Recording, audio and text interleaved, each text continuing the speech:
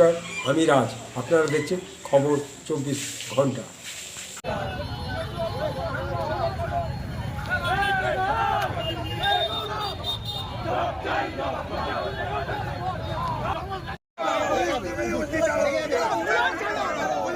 সরকার যদি এখন নিয়ম করে আইন মানিয়ে আলু যদি ভিন রাজ্যে যাওয়া বন্ধ করে, তবে তো খুবই স্বাভাবিক বিষয় পশ্চিম বাংলার যে সকল আলু কৃষকরা রয়েছে, আলু ব্যবসায়ীরা রয়েছে, তারা ক্ষতিগ্রস্ত হবে। এখন সেই ক্ষতি হওয়ার দরুনই আজকে ওই ব্যবসায়ীর মুখ থেকে ক্ষোভ বহিঃপ্রকাশ পাচ্ছে রাজ্য সরকারের বিরুদ্ধে।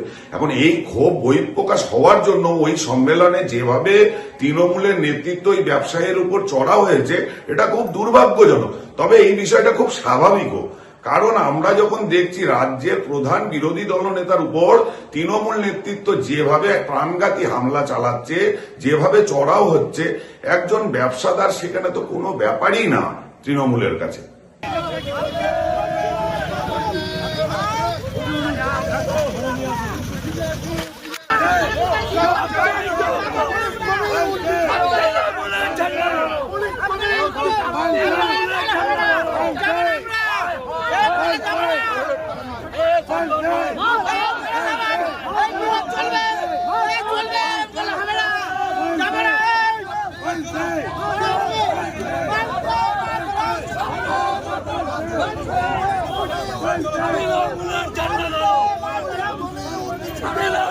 আমি